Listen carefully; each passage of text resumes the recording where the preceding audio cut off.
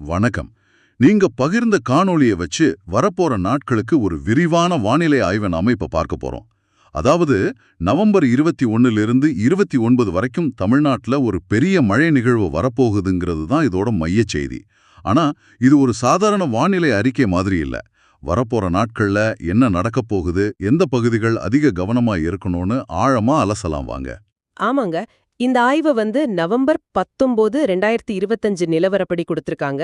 இதுல நாம முதல்ல கவனிக்க வேண்டிய ஒரு ஆச்சரியமான விஷயம் இருக்கு. மத்த உலகளாவிய வானிலை மாதிரிகள் பாத்தீங்கன்னா, கடந்த 20 நாள்ல கிட்டத்தட்ட 80 தடவை அவங்க கணிப்பை மாத்திருக்காங்க. ஒரே குழப்பம். ஆனா நீங்க பகிர்ந்த இந்த ஒரு மூலம் மட்டும் தன்னோட கணிப்புல ரொம்ப உறுதியா இருக்கு. இது ஒரு மழை எச்சரிக்கை என்பதை தாண்டி 3 வெவ்வேறு வானிலை அமைப்புகள் எப்படி ஒன்னு சேரப் போகுதுன்னு விளக்குது. ஒரு நிமிஷம், 80 தடவை கணிப்பு மாறி இருக்கா? அது நம்பவே முடியலையே. ஏன் மத்த மாடல்களுக்கும் இந்த ஒரு மூலத்துக்கும் இவ்வளோ பெரிய வித்தியாசம்? இவங்க பயன்படுத்துற அறிவியல் வேற மாதிரி இருக்குமா? அதுதான் இந்த உறுதிக்கு காரணமா? மிக அருமையான கேள்வி. இந்த மூலம் அதற்கான காரணத்தை நேரடியா சொல்லல. ஆனா அதோட தொனிலிருந்து நாம சில விஷயங்களை புரிஞ்சுக்கலாம். பல மாடல்கள் வெறும் புள்ளி விவரங்களையும் கம்ப்யூட்டர் அல்கோரிதங்களையும் மட்டும் சார்ந்திருக்கும். சரியா? ஆனா இந்த மூலம் பூமத்திய ரேகைக்கு பக்கத்துல இருக்கிற பருவகால நிகழ்வுகள், கடலோட வெப்பநிலை, காற்றின் போக்குகள்னு அடிப்படை இயற்பியல் விதிகளை வச்சு கணிப்பு உருவாக்குற மாதிரி தெரியுது. அதனாலதான் மத்ததெல்லாம் சின்ன சின்ன மாற்றத்துக்கு ஏத்த மாதிரி மாறிக்கிட்டே இருக்கும்போது இது மட்டும் அடிப்படை காரணிகள் மாறாததால ரொம்ப உறுதியா நிக்குது. இந்த நிலைத்தன்மை தான் இதை நாம ஆழமா பார்க்க ஒரு முக்கிய காரணம். சரி, இந்த உறுதியான கணிப்பின்படி முதல்ல இப்போதைய நிலவரம் என்னன்னு புரிஞ்சுக்கலாம். சமீபத்துல டெல்டா மாவட்டங்கள், அப்புறம் திருநெல்வேலி, தூத்துக்குடி பகுதிகளில் நல்ல மழை கொடுத்துச்சுல்ல ஒரு காற்று சுழற்சி. ஆமா, ஒரு சின்ன இடைவெளி காலம்தான் இது. ஆனா முழுமையான அமைதின்னு சொல்லிட முடியாது. இங்க ஒரு சுவாரஸ்யமான விஷயம் நடக்குது. அரபிக்கடலுக்கு நகர்ந்த அந்த அமைப்பு ஒரு காந்தம் மாதிரி கிழக்கு திசையிலிருந்து வர்ற காத்தை இழுக்குது. அதே நேரத்துல வங்கக்கடல்ல இருந்தும் காத்து வருது. இந்த 2 காத்தும் புதுச்சேரிக்கு தெற்கே விழுப்புரம் கிட்ட சந்திக்குது. அதனால இன்னைக்கு டெல்டா பகுதிகள்ல, குறிப்பா மயிலாடுதுறையில லேசான மழைக்கு வாய்ப்பு இருக்கு. இத வரப்போற பெரிய மழைக்கு முந்தைய ஒரு அமைதின்னு சொல்லலாம். ஓகே, அப்போ இந்த அமைதிக்கு பின்னாடி 3 பெரிய சக்திகள் ஒன்னு சேர காத்துக்கிட்டு இருக்குன்னு தெரியுது. ஒரு சினிமா ஆரம்ப மாதிரி இருக்கு. அந்த 3 அமைப்புகள் என்ன, அது எப்படி ஒன்னு சேரப்போகுது? 3 அமைப்புகளும் ஒரே நேரத்துல செயல்படுறது எனக்கு கொஞ்சம் குழப்பமா இருக்கு. அது ஒன்னோட ஒன்னு மோதிக்காதா, இல்ல ஒன்னு மற்றதை வலுப்படுத்துமா? இது எப்படி வேலை செய்யுது? மிக நல்ல கேள்வி. இது மோதுறது மாதிரி இல்ல. சொல்லப்போனா இது ஒரு கூட்ட நடனம் மாதிரி. 3 வெவ்வேறு திசையிலிருந்து வர நடன கலைஞர்கள் ஒரே மேடையில சேர்ந்து ஒரு பிரம்மாண்டமான காட்சியை உருவாக்குற மாதிரி. முதல் அமைப்பு இன்னைக்கு, அதாவது நவம்பர் 19ஆம் தேதி வங்கக்கடல்ல உருவாகிற ஒரு காற்று சுழற்சி. அது மெதுவா இலங்கைக்கு பக்கத்துல நகரும்.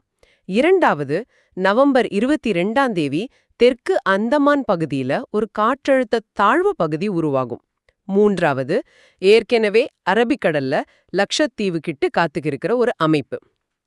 இந்த 3ம் தனித்தனியா இல்லாம ஒண்ணுக்கொன்னு ஆற்றலை பரிமாறிக்கும். அப்படியானா இந்த 3ல எது ரொம்ப முக்கியமானது? எது இந்த பெரிய மழைக்கு முக்கிய காரணமா இருக்க போகுது? அந்தமான் பகுதியில உருவாகிற அமைப்பு தான் இதுல கதாநாயகன். அதோட பின்னணி இன்னும் சுவாரஸ்யமானது. அது தாய்லாந்து, மலேசியா வழியா தெற்கு சீன கடல்ல இருந்து வருது. ஏற்கனவே மலேசியாவுல கடுமையான வெள்ளப்பெருக்கை ஏற்படுத்திட்டு தான் அது வங்கக்கடலுக்குள்ளேயே நுழையுது. ஓ, அப்போ அது வரும்போதே அதிக ஆற்றலோட தான் வருதா? நுழைஞ்சதும் அதோட ஆற்றல் பல மடங்கு அதிகமாகுது. இத ஒரு பெரிய ஸ்பாஞ்ச் மாதிரி கற்பனை பண்ணிக்கோங்க. அது தெற்கு சீன கடல்ல இருந்து வரும்போதே கொஞ்சம் ஈரப்பதத்தோட தான் வருது. ஆனா வங்கக்கடலுக்குள்ள நுழைஞ்சதும் பூமத்திய ரேகைக்கு பக்கத்துல இருக்கிற சூடான இந்திய பெருங்கடல்லேருந்து கணக்கிலடங்காத ஈரப்பதத்தை உறிஞ்சு கொள்ளுது. அப்புறம் மேலேந்து வர்ற குளிர்காத்து அந்த ஈரப்பதம் நிறைஞ்ச ஸ்பாஞ்ச அழுத்தி பிழியிற மாதிரி அந்த மொத்த ஈரப்பதத்தையும் மழையா தமிழ்நாடு மேல கொட்டுது. மத்த 2 அமைப்புகளும் இந்த ஈரப்பதத்தை சரியான இடத்துக்கு கொண்டு சேர்க்கிற வேலையை செய்யுது. அப்படியானால் இந்த 3 அமைப்புகளின் கூட்டு நடனம் எப்போ தொடங்கும்? ஒவ்வொரு நாளும் நாம என்ன எதிர்பார்க்கலாம்? அந்த தகவல்களை பார்ப்போம். நவம்பர் 21ஆம் தேதி இந்த நிகழ்வோட முதல் அத்தியாயம் தொடங்குது. கடலோர பகுதிகள்லயும் மேற்கு தொடர்ச்சி மலைப்பகுதிகள்லயும் மழை பரவலா தொடங்கும். இது ஒரு ஆரம்பம்தான். நவம்பர் 22ஆம் தேதி கடலோர பகுதிகள்ல மழையோட தீவிரம் மெல்ல மெல்ல அதிகமாகும். ஏன்னா வங்கக்கடல்ல இருக்கிற 2 அமைப்புகளும் ஒன்னு சேர தொடங்குற நேரம் அது. சரி, 21, 22ஆம் தேதிகள் ஒரு முன்னோட்ட மாதிரி. அப்போ உண்மையான தீவிரமான மழை எப்போ தொடங்கும்? நவம்பர் 23லிருந்து 27 வரைக்குமான அந்த 5 நாட்கள் தான் மிக மிக முக்கியமான காலகட்டம். அந்தமான் இலங்கை பக்கத்துல இருக்கிற 2 அமைப்புகளும் முழுசா ஒன்றிணைந்து ஒரு பெரிய ஒருங்கிணைந்த அமைப்பா மாறும். இந்த அமைப்பு ரொம்ப ரொம்ப மெதுவா இலங்கையோட திரிகோணமலையிலிருந்து தமிழ்நாட்டோட மாமல்லபுரம் வரையிலான கடற்கரையை நோக்கி நகர்ந்து கரையை கடக்கும்னு இந்த மூலம் கணிச்சிருக்கு. இதுல மிக மெதுவாக அப்படிங்கிற வார்த்தையை நீங்க ரொம்ப அழுத்தமா சொல்றீங்க. இந்த அமைப்போட வேகம் கம்மியா இருக்கிறது தான் இங்க கவனிக்க வேண்டிய முக்கியமான புள்ளி இல்லையா? மிகச்சரியா புடிச்சீங்க. அதோட வேகம் குறைவுங்கிறது தான் இதுல இருக்கிற மிகப்பெரிய ஆபத்து. இது எப்படி யோசிச்சு பாருங்க. ஒரு தோட்டக்காரர் வேகமா செடிகளுக்கு தண்ணி ஊத்திக்கிட்டு நடந்தா எல்லா இடமும் நனையும், ஆனா எங்கேயும் தண்ணி தேங்காது. ஆனா அவரே ஒரே இடத்துல குழாய பிடிச்சுக்கிட்டு 5 நிமிஷம் நின்னா என்ன ஆகும்? அந்த இடம் மொத்தம் வெள்ளக்காடாயிடும். இந்த மழை அமைப்பு அதைத்தான் செய்ய போகுது. 5 நாள் ஒரே பகுதியில நகர்றதால தொடர்ச்சியான இடைவிடாத மழைக்கு வாய்ப்பு இருக்கு. 5 நாட்கள் தொடர் மழையா? இது ரொம்ப தீவிரமா இருக்கு. குறிப்பா எந்தெந்த நாட்கள்ல கனமழை உச்சத்துல இருக்கும்? அந்த 5 நாள்ல குறிப்பா 3 நாட்கள் நவம்பர் 24, 25, 26 தொடர் கனமழை பெய்யும். இந்த கனமழைக்கு நடுவுல சில மணி நேரங்களுக்கு மிக கனமழை, அதிக கனமழைக்கான வாய்ப்புகளும் இருக்குன்னு இந்த ஆய்வு எச்சரிக்குது. இதுல இன்னொரு முக்கியமான சிக்கலும் இருக்கு. அது என்ன? பொதுவா கடலோரத்துல மழை பெய்யும் போது உள் மாவட்டங்கள்ல மழை குறைவா இருக்கும். அதனால ஆறுகள்ல வர்ற தண்ணி கடலுக்குள்ள போயிடும். ஆனா இந்த முறை கடலோரத்திலயும் உள் மாவட்டங்கள்லயும் ஒரே நேரத்துல கனமழை பெய்யும். இதனால உள் மாவட்டங்கள்ல இருந்து வர்ற தண்ணி ஏற்கனவே மழையால நிறைஞ்சிருக்கிற கடலோர பகுதிகள்ல தேங்க வாய்ப்பிருக்கு. இது ஒரு முக்கியமான விஷயம். அதாவது வெள்ளங்கிறது சிற்ப பெய்யற மழையால மட்டும் அல்ல, உள் மாவட்டங்கள்ல இருந்து வர தண்ணியால இரட்டிப்பாகும்னு சொல்றீங்க. இதுக்கு முன்னாடி இப்படி நடந்திருக்கா? சென்னை வெள்ளத்தின் போது இது ஒரு பெரிய பிரச்சனையா இருந்ததே. ஆமா, 2015 சென்னை வெள்ளத்தும் போது செம்பரம்பாக்கம் ஏரியில இருந்து வந்த நீரும் நகர்ல பெய்த மழையும் சேர்ந்துதான் பாதிப்பு அதிகமாக்குச்சு. இந்த முறை இது பரவலா நடக்க வாய்ப்பிருக்குன்னு இந்த மூலம் எச்சரிக்குது. உள் மாவட்டங்கள்ல இருந்து வர்ற ஆத்து தண்ணியும் உள்ளூர்ல பெய்யற மழையும் ஒரே நேரத்துல சந்திக்கும் போது தண்ணி கடலுக்குள்ள போக முடியாம தேங்கி வெள்ள ஆபாயத்தை அதிகரிக்கும். அப்படியானால் இதையெல்லாம் வச்சு பார்க்கும்போது மக்கள் என்ன செய்யணும்? இந்த ஆய்வுல புயல் அல்லது காத்து பத்தி அதிகமா பேசப்படல. புயலா உருவானாலும் அது வழி விழுந்துதான் கரைய கடக்கும்னு சொல்லிருக்காங்க. அதனால முக்கிய பிரச்சனை கனமழையும் வெள்ளமும் தான். தாழ்வான பகுதிகள்ல, குறிப்பா ஆற்றங்கரை ஓணங்கள், ஆற்றுத்தீவுகள், முகத்துவார பகுதிகளில் வசிக்கிறவங்க ரொம்ப எச்சரிக்கையா இருக்கணும்னு வலியுறுத்தப்படுது. இது வெறும் எச்சரிக்கையா இல்லாம சில நடைமுறை ஆலோசனைகளையும் இந்த மூலம் வழங்குது. கால்நடைகளை வச்சிருக்கிறவங்க அடுத்த சில நாட்களுக்கு தேவையான தீவனத்தை முன்னாடியே சேமிச்சு வைக்க சொல்லி அறிவுறுத்தப்படுது. ஏன்னா தொடர் மழையின் போது வெளியே போய் தீவனம் கொண்டு வர்றது சாத்தியம் இல்லாம போகலாம். இது ஒரு சின்ன விஷயமா தோணுனாலும் கிராமப்புறங்கள்ல இது ஒரு பெரிய சவால்.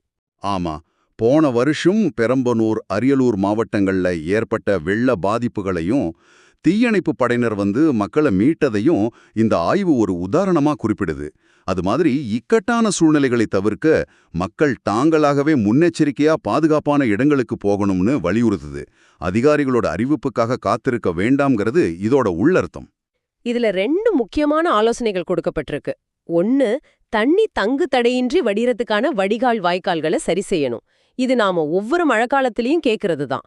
ஆனா 2வது ஆலோசனை ரொம்ப சுவாரஸ்யமானது, ஆழமானது.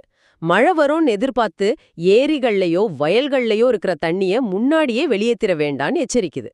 ஆமா, இது ஒரு முக்கியமான பாடம். ஒரு ஊர்ல ஏரி நிரம்பி வழியுதுன்னு சொல்லி மொத்த தண்ணியும் ஆத்துக்கு திருப்பி விட்டுட்டாங்க. அதுக்கப்புறம் மழை எதிர்பார்த்த அளவுக்கு பெய்யல. கடைசியில நாத்து நட தண்ணி இல்லாம அதே மழைக்காக காத்திருந்திருக்காங்க. யோசிச்சு பாருங்க, நல்ல நோக்கத்துல செஞ்ச ஒரு காரியம் எப்படி எதிர்மறையா முடிஞ்சதுன்னு. இயற்கை அமைப்புகளோட நாம புத்திசாலித்தனமா செயல்படணும், அவசரமா இல்ல. பெய்யற நீரை முடிஞ்ச வரைக்கும் சேமிச்சு உபரி நீரை மட்டும் ஆபத்து காலத்துல திட்டமிட்டு வெளியேற்றணும். இதுதான் இதோட முக்கிய செய்தி. சரி, இதுவரைக்கும் நாம வடகடலோர மாவட்டங்கள், டெல்டா பகுதிகள், உள் மாவட்டங்களை பத்தி பேசணும். அப்படியானால் தென் மாவட்டங்கள், மேற்கு மாவட்டங்களோட நிலைமை என்ன? குறிப்பா இந்த வருஷம் மழை குறைவா பெஞ்ச அந்த பகுதிகளோட ஏரி குளங்கள் நிரம்புமா? இந்த ஆதாரம் அதுக்கும் பதில் சொல்லுதா? நிச்சயமா. இந்த கேள்வியும் இந்த மூலம் கவனத்துல எடுத்துக்கிட்டு இருக்கு. வரப்போற இந்த மழை நிகழ்வுல தென் மாவட்டங்களுக்கும் நிச்சயம் மழை உண்டு. ஆனா இந்த ஒரே நிகழ்வுல அவங்களோட எல்லா ஏரி குளங்களும் முழுசா நிரம்பிடாது. இது அவங்களுக்கு ஒரு சின்ன ஏமாற்றத்தை கொடுக்கலாம். ஆனா அவங்களுக்காக ஒரு நல்ல செய்தி இருக்கு. அது என்ன? இந்த நிகழ்வு முடிஞ்ச பிறகு டிசம்பர் மாசம் 3ஆம் தேதியிலிருந்து 8ஆம் தேதி வரைக்கும் வரப்போற அடுத்த அமைப்பு தென் மாவட்டங்களுக்கு ஒரு வரப்பிரசாதமா அமையும்னு இந்த மூலம் உறுதியளிக்குது. அந்த அமைப்பு வட இலங்கையை கடந்து பாக் ஜலசந்தி வழியா மேற்கு நோக்கி நகரும். அதோட பாதை நேரடியா தென் மாவட்டங்கள், மேற்கு தொடர்ச்சி மலை மாவட்டங்கள், அப்புறம் உள் மாவட்டங்களுக்கு மிக அதிக மழையை கொடுக்கும். அது அந்த பகுதி நீர்நிலைகளை முழுசா நிரப்பும்னு இந்த ஆய்வு ரொம்ப நம்பிக்கையோட சொல்லுது. அதனால தென் மாவட்ட மக்கள் கவலைப்பட தேவையில்லை, பொறுமையா இருக்கணும். ஆஹா, சுருக்கமா சொல்லணும்னா நவம்பர் 21ஆம் தேதியிலேருந்து 29 வரைக்கும் ஒரு தீவிர மழைக்காலம் வரப்போகுது. குறிப்பா 24, 25, 26 தேதிகள்ல வடகடலோர டெல்டா பகுதிகளில் அதிக கவனம் தேவை. காத்தோட வேகத்தை விட மழையோட அளவும் அதோட தொடர்ச்சியான தன்மையும் தான் இங்க முக்கிய பிரச்சனை. தாழ்வான பகுதிகளில் இருக்கிறவங்க ரொம்ப முன்னெச்சரிக்கையோட இருக்கணும். அதே நேரத்துல தென் மாவட்டங்களுக்கும் மேற்கு மாவட்டங்களுக்கும் இந்த நிகழ்வுலையும் மழை உண்டு. ஒருவேளை நீர்நிலைகள் முழுசா நிரம்பலனாலும் கவலைப்பட தேவையில்லை. டிசம்பர் மாசம் வரப்போற அடுத்த நிகழ்வு அந்த பகுதிகளோட தாகத்தை தீர்க்கும்னு இந்த ஆய்வு வலுவா நம்புது. அருமை. இந்த ஆழமான ஆய்வின் மூலமா வரப்போற நாட்களை பத்தின ஒரு தெளிவான பார்வை கிடைச்சிருக்கு. இறுதியா உங்களுக்கு ஒரு சிந்தனை. இந்த ஆய்வு முழுசும் நாம பார்த்த மாதிரி ஒரு ஆதாரம் மட்டும் 80 தடவை மாறின மத்த கணிப்புகளுக்கு மத்தியில உறுதியா நின்னுச்சு. இது வெறும் வானிலை பத்தினதில்ல. இன்னைக்கு நமக்கு வர்ற எல்லா தகவல்கள்லயும் இதுதான் நிலைமை. குழப்பமான மாறிக்கிட்டே இருக்கிற செய்திகளுக்கு நடுவே எதன் அடிப்படையில நாம முடிவெடுக்கிறது? குறிப்பா இயற்கை பேரிடல் மாதிரி முக்கியமான விஷயங்கள்ல எந்த தகவலை நம்புறது? ஒரு தகவலோட நிலைத்தன்மையையும் அதுக்கு பின்னாடி இருக்கிற தர்க்கத்தையும் அறிவியலையும் கேள்வி கேட்கறது எவ்வளவு முக்கியம்னு இந்த வரப்போற மழை நமக்கு கத்துக் கொடுக்குது இல்லையா? வானிலையை தாண்டி நீங்க அன்றாட பார்க்குற மற்ற தகவல்களுக்கும் இது பொருந்தும் அல்லவா?